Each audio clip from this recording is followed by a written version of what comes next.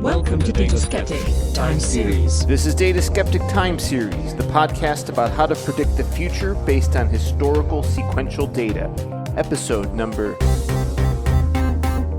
When you train a model on time series data, it's common to only use a recent window of time for your training data. Alternatively, one might use a longer time window but weigh more heavily on recent examples. This is done because of the reasonable assumption that more recent data is probably more representative of what's going to happen in the immediate future. So once you've trained a model, it can start making forecasts about that immediate future. And just like a new car losing a large percentage of its value the moment it's driven off the car lot, our production models will become less and less predictive over time due to a process called drift. Today on the show, I speak with Sam Ackerman about how to detect drift and outliers that can affect our machine learning models.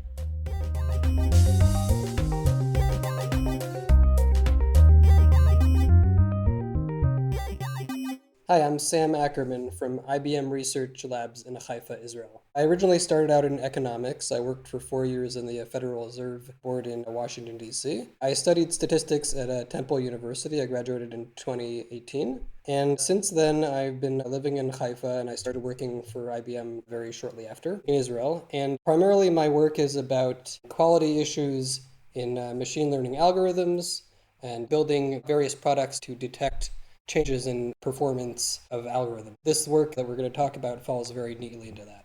Well, if you don't mind, before we get to it, I'm a little curious. What are the tools that a statistician brings to the table that are useful at the Federal Reserve? Primarily, I was helping economists with forecasts. It was more an introductory role, but I started to get more interested in statistics because there was a unit there, one of the few that really does statistical work, that does a survey of consumer finances. And this was during the crisis, 2009 to 12 approximately. So working on an actual survey really exposed me to day-to-day work in statistics. But primarily the work there is more economics. That's why I also changed tracks. How did you first get a taste for machine learning? Pretty much in my graduate studies while I was there at George Washington University. I took a few classes in data science through the stats department. Well, the title of the paper I invited you on to talk about is Detection of Data Drift and Outliers Affecting Machine Learning Model Performance Over Time. A couple of good things to unpack. Maybe we can just start with drift. What is drift for people who maybe know some ML but haven't encountered that concept yet? There's very many kinds of drift, and unfortunately the terminology is used differently by different people. So a given term will mean something different depending on who's saying it. Very, very confusing. But drift in general is some kind of change in a thing that you're monitoring. It can be in the underlying data. It can be in the thing you're trying to predict relative to the data. Or, for example, the thing we're specifically interested here is changes in how a model performs when, say, like the underlying data changes. But part of the assumption is that different scenarios have different assumptions. For example, maybe you don't know something about the underlying data, or it's unobserved. So everybody knows a model can be overfit. Most people also realize it can be underfit as well. How does drift compare to those two concepts? Actually, I'm not really sure. I suppose if a model is overfit, which generally means that it is too specific to the given data it was trained on, then if there's any kind of shift or drift in the data, the model might not be robust. That's why usually a model that's generally more robust and is not very specific to the data will generally perform better if the data changes, which is something that's very important. Right. Yeah, I guess my question was actually sort of a complex way of asking about, could we label drift as something that is underfit in the sense that my model wasn't good enough? I didn't train something to recognize this signal that was there. I think it can be, but I think it's more general than that. I mean, you can have a model that's appropriately fit to the data that's expected, and then something sudden might change that's not really possible to foresee during the initial training. That's a possibility. Yeah, the data generating process has changed. Yeah, exactly. And again, depending on how the actual changes are, performance may drift or not. I could imagine where a lot of algorithms that run on the stock market, if they haven't been retrained recently, they might be making confusing predictions about GameStop, for example. And of course, there's a lot of complexity in the markets. It's not surprising there'd be drift there. Do we see drift in more banal places like, I don't know, customer lifetime value models and machine learning in factory settings? For sure. As an example, customer preferences are always changing. Technology changes. Say there was a problem I was recently talking about in terms of building a model for phone specifications, something having to do with how a phone's like technical specs. And then things, of course, totally change when smartphones come in. So that's a kind of model that the relationships might totally be changed due to some unexpected change in the underlying thing that you're modeling. That could be like a structural paradigm that could not possibly be anticipated. Well, if there's a company or organization using machine learning and they've got some good engineers on staff, maybe they've spun up a system that retrains every night or even continuously, and so they kind of have a retrained model all the time or with very little latency. Does that solve the problem of drift, or could there be more to it? That's an interesting question. I think that the assumptions are that it may be very easy in some cases to simply retrain a model. I think there are two things. First of all, in some scenarios, it might be very expensive, depending on the size of the data. But also, I think that you may want to perhaps retrain on some kind of moving window and not have it be something that's learned anew every day. You might want to have some more kind of learning from experience. I think the general assumption in these kinds of problems, though, is you might want to avoid retraining as much as possible. Otherwise, it's not a very interesting problem. Well, traditionally, how have people approached this? This is not a brand new idea, even if there are some new techniques we can bring to the table. What's been done in the past? Just want to admit, I'm not an expert in this particular field. I know that it's very difficult because there's a lot of aspects to consider. There's different types of data, different dimensionality, what's the domain, different types of models. So I can't speak very well to all the things that have been done before. It's just one thing I know that in my search for this paper is that I was kind of frustrated because it was hard to find something out there that was simple to use. It was very general. A lot of the things that I found were very parametric and assuming a particular kind of distribution, for example. So it's a well-studied problem by a lot of people in different fields. I think finding something that controls the type of error that you want, that is as general and easy to use, is difficult. For all those points you'd mentioned previously, and we could probably make a laundry list more if we spent some time daydreaming about it, there are lots of reasons why companies can't just retrain their model every day. But that doesn't mean we just give up hope. It would be nice if we could provide the ops team that monitors that some sort of measurement or a blinking red light when something has drifted too far. If we acknowledge our models could have drift and we'd like to get some indicator of if drift has occurred, maybe it's worth investing the cost of retraining the model. But I don't want to retrain it and incur that cost if I don't have to. How can I begin to measure drift and know if it's applicable to my current situation? Well, presumably you'd have to test the model under, I guess I would call them laboratory conditions, or basically under conditions where you assume that something's not changing under a stable condition, and then see what happens. That's kind of the approach that we took, I think is very reasonable, to measure something for a long time, particularly collect various model metrics, and then try to see what happens when you know that there's change happening. Yeah, let's talk about the specific data set you guys used. So I know MNIST is in the paper. Could you remind listeners what MNIST is and maybe talk about the clever holdout? It's not exactly a holdout, but what you guys did to make this possible. Yeah, so MNIST is a data set that is a very well-used data set of handwritten digits. It originally comes from, I believe, the post office. And the point is to decide what digit 0 through 9 appears in the image based on a handwritten digit. No matter how bad the handwriting, yes, so we need to pick a digit. Exactly, and also accounting for different people's handwriting styles. By now, of course, the models for predicting these things have gotten extremely good. So good at predicting from this class of digits, but the underlying data distribution there, I presume, doesn't change much. Haven't been introduced any new digits recently. So how do we turn this into a problem and add drift to it? So that's one of the things we did in the paper. I'll just add, the example we have with MNIST is, I'm not quite sure I would call it toy, but it's simply an example to test if we can detect the changes. It's maybe not like a more realistic case in the sense that the problem of modeling these images is easily solvable. So that's not the thing we're trying to do. What we tried to do, going back to your question, was to see if having only seen 9 of the digits, and we alternate which of the 9 they are. We train a model to only have seen 9 of the digits, and then we introduce in various proportions and gradually over time in various ways, we introduce the omitted digit. So for example, the model was trained only to know the existence of digits 0 through 8, and then suddenly we see a 9. which is something it hasn't seen before. We want to kind of see, does the model behave differently when it sees this digit? Obviously, because it doesn't know what a 9 is, it only knows what 0 through 8s are, for example. It can't say it's a 9, but we can see by the fact that maybe it behaves differently in terms of its confidence. That's one of the ways we try to make this very general. Gotcha. I want to come back to confidence, but just to maybe keep some empirical flavor to it, what does happen in that scenario? You've given the model an unfair test, right? You're now asking it to classify a digit it doesn't know about. Does it say this is an upside down 6, or do you get random answers? What ends up happening? It depends on which digit it is. Sometimes 3s and 5s get confused, I remember, and 7s. Well, I have personal experience of 7s and 1s getting confused, so I relate to that. Exactly, yeah. Probably 9s and 8s, things like that. The thing we're tracking in this paper is the confidence of its prediction. The distribution of that might depend on specifically which of the digits is the omitted one. Yeah, so perhaps let's take a 0. 0 probably looks the most different of all the digits. Possibly if a 0 was the one that was omitted, that was not seen, then we're trying to track its confidence. So if it sees something that looks totally different, the confidence might be a lot lower. Basically, a low confidence means I have no idea what this digit is. So it might be an easier problem to detect. Interesting. So that's sort of a diagnostic we might use maybe that, I mean, you and I know kind of from as the experimenter's point of view that model wasn't trained on the 0. So when we give it the 0, you can inspect how that model's operating and learn something about, does it have a giveaway signal that tells us that, hey, it's struggling here. And it sounds like you're saying confidence is that signal we can look for as teachers in a way and see our students struggling. Or have I over-anthropomorphized it? Maybe, but I can see the analogy.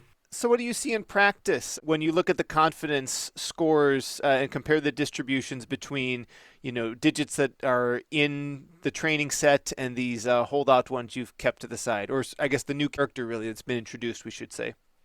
So typically we see that the confidence decreases, although sometimes we do actually see that it becomes very, very confident wrongly, because obviously if it doesn't know what the digit is, the answer will be wrong. But the point is that sometimes it's overly confident in its wrong answer. It sounds counterintuitive, but if that's a change, then that can also be important. Yeah, if I don't know that 7s exist, I might be very confident that something that is a 7 to me is a 1, right? That would seem reasonable. Is that just a consequence of the model's, quote unquote ignorance, or is that a signal to you as well? Does this high confidence give a hint that the model is struggling? I think that would have to be situation dependent. In the case of the MNIST digits, that might be true, but I think, again, this is just one example to illustrate this technique, but I think it would really depend on whatever data you were looking at. Intuitively, I really like this concept of check the confidence, and something about the distribution will give us hints. But of course, we've got to balance that in some way. What's the parable of the boy who cried wolf? That if you sound the alarm too many times, people might stop coming. How do we know when to flag something as, the algorithm now believes there was a change in the data versus just noise and background fluctuation? So that's actually a feature of the particular detection algorithm that we use. The algorithm is called a CPM, or change point model, and it specifically addresses that issue. And in particular, what we're trying to do is a sort of sequential detection. And this is one of the reasons why it's particularly a difficult statistical problem. Because, like you said, you don't want to cry wolf very many times. And the issue here is that basically you can only cry wolf once. Because we say, in our setting at least, you can only say that there was drift once, and then that's your final decision. And if you were before it happened, then you're wrong. You don't get to keep on observing data. So the statistical problem is very difficult because you both want to basically have your cake and eat it too. You want to be able to repeatedly test the data in terms of examining whether the confidences that I've seen recently differ from what I've seen historically, but you also want to control your error. And the problem is, of course, the more data you see, and basically the longer you're observing, the more times you test. And basically you get more chances to screw up by making a mistake. So, and this is specifically why I chose this algorithm after looking for a lot, because of the ones I could see, it had all the features I was looking for. It was very general in terms of being non-parametric and not making assumptions. And it allowed for this repeated kind of look back at the history while also controlling the type 1 error or false positive rate, which is basically the probability. If a positive decision is a decision that there is drift, you want to control the probability of declaring that there is drift when it is false, when it hasn't happened. Thanks to this week's sponsor, Vertica. Vertica's ML-powered analytics is designed for pioneers. It's a truly unified platform.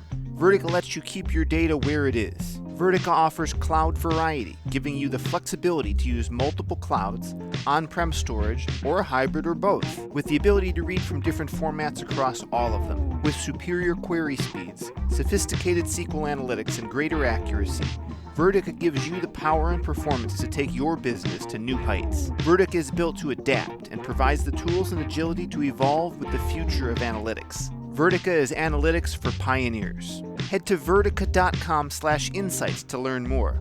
There you can read how other data pioneers use Vertica to realize over $2.2 million in benefits through better business insights and less effort. That's vertica.com/insights.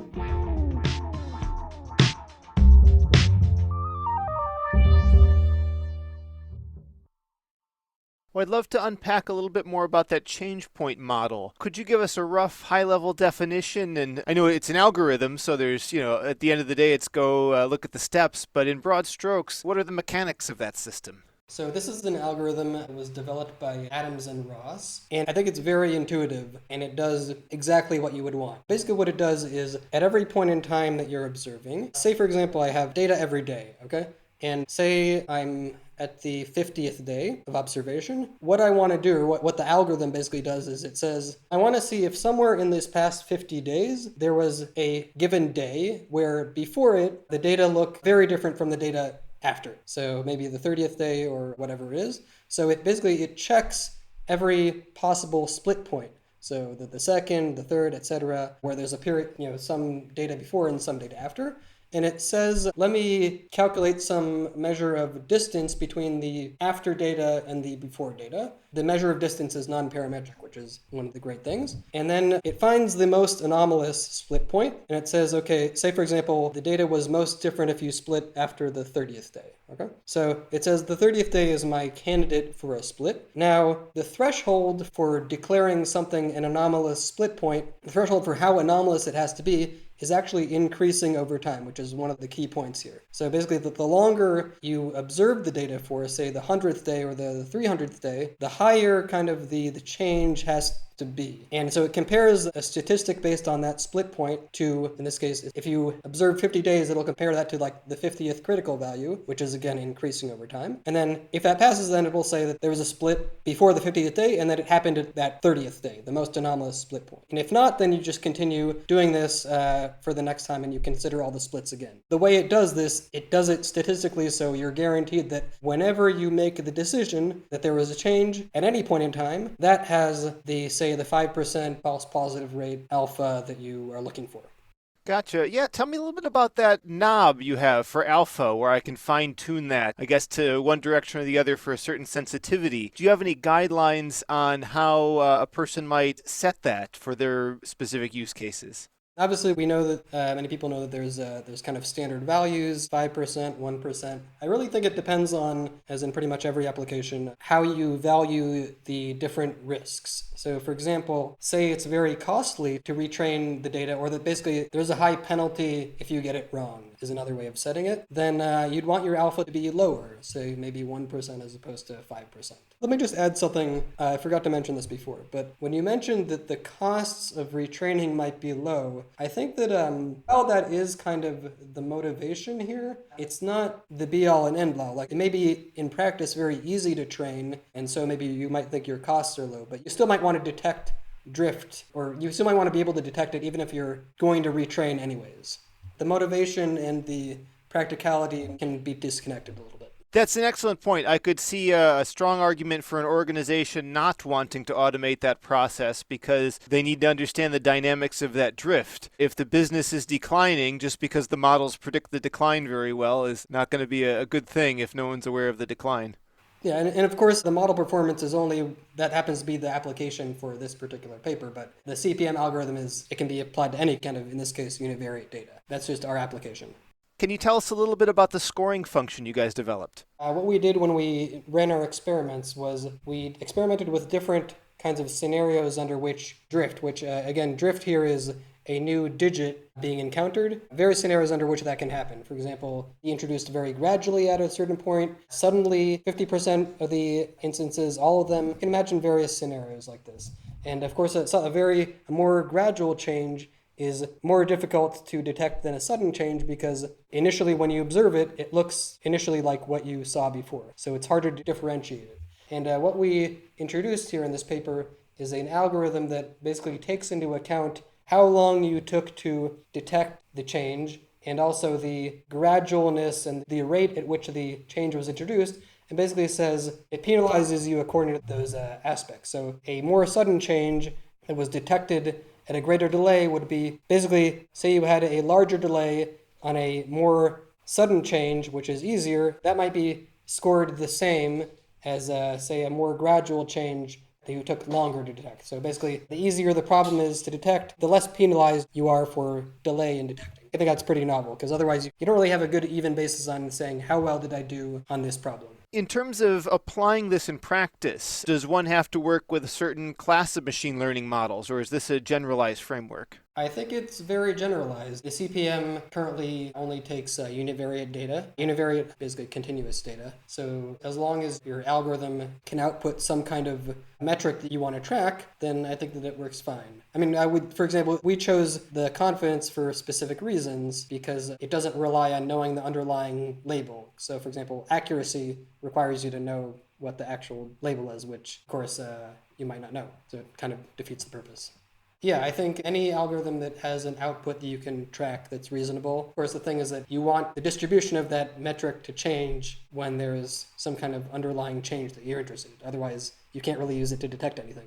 Well, I'm curious about the scalability and resource demands of change point models. What if I'm thinking of a company like Visa that surely has some machine learning going on for fraud detection and is processing, thousands of transactions a second probably? I mean, if they have the need to do that, it's probably worthwhile investing in techniques like your research. But how do those techniques, what are the costs in production in terms of computational time and resources and things along those lines? So my impression is that the CPM is not very scalable. That's fine for our application. I suppose if you were doing something that was a lot more intense, you might need some other kind of tool. Of course, for example, the CPM as we use it examines, like I said before, it examines every possible split point. So if you have millions of data points, that might not be even necessary. You might be able to modify the procedure in some way to, say, consider only splitting on every day or some larger window as opposed to every individual point. In our case, we opted to examine the whole history. That's basically what the CPM does every time. You might also not need to do that. You might only need to investigate, say, constant moving window, not the whole history. So that would be something maybe per use case you would fine tune. Is that your vision of it? Yeah, that's possible. You would have to modify the statistical algorithm to deal with that. Well, in many ways, the paper could be described as a theoretical work. I mean, it's a good amount of math and some proofs and some simulation and things like that, but it's for a very practical problem. That is to say, many organizations in their production systems need tools like this. Do you have a vision for how research like this makes it out into the real world? That's one of the hard parts. The team that I work on, for example, we develop various tools for enterprise clients, for example, for monitoring changes in models. I'm not sure this particularly would be a product, but I think it informs other research that we do. So not everything's going to make it into a product. But if it's useful in some way, that's a product in its own right, if it's delivering value somewhere. I don't think any machine learning practitioner would read your paper and say, this is unnecessary. I mean, I certainly want to hear why they would think that. It doesn't seem like a wise response. But maybe they'd be thinking, we just have so much on our hands. Is this truly important? At what scale or scope, or maybe there's when some ethical concerns get involved, do you have guidelines for when an organization needs to start doing serious consideration of work like this on their machine learning models?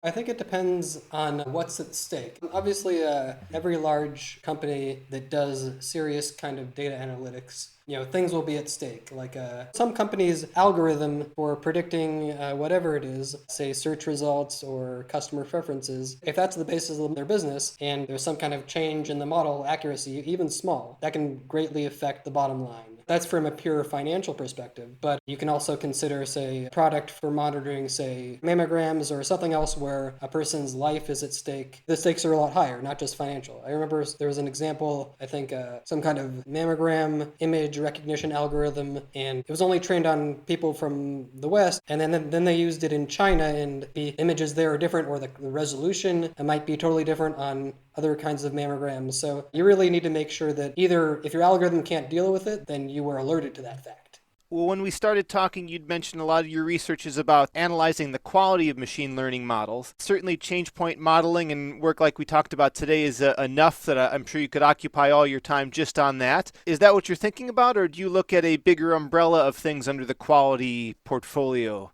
The change point modeling actually isn't really what we're doing, at least on my team now at all. Mostly, we're building tools to help diagnose a model, particularly to give a user some useful information about what data regions the model accuracy is lower, and basically provide this information in some kind of human readable and usable form to help make decisions. We are doing some drift testing in that respect, but less on the sequential work that was involved in this particular paper.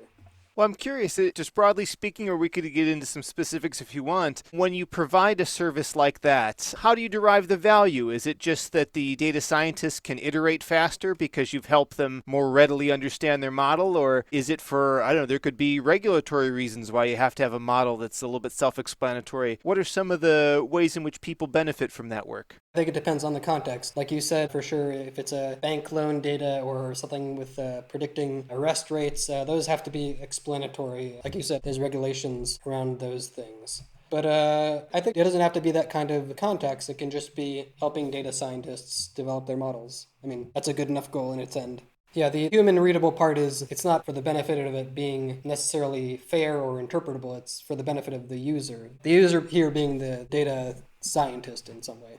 Right, yeah, to identify ways in which, I don't know, maybe they need to get more data if they have some blind spot in their training, but a lot of feedback like that would close the loop and make me innovate a little faster. Very cool.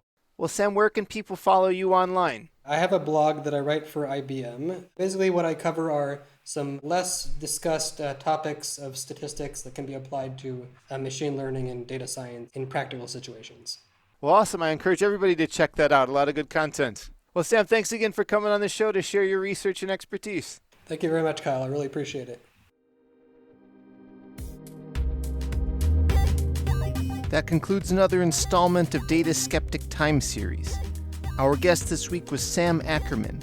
Claudia Armbruster is our associate producer, Vanessa Bly does guest coordination, and I've been your host, Kyle Polich.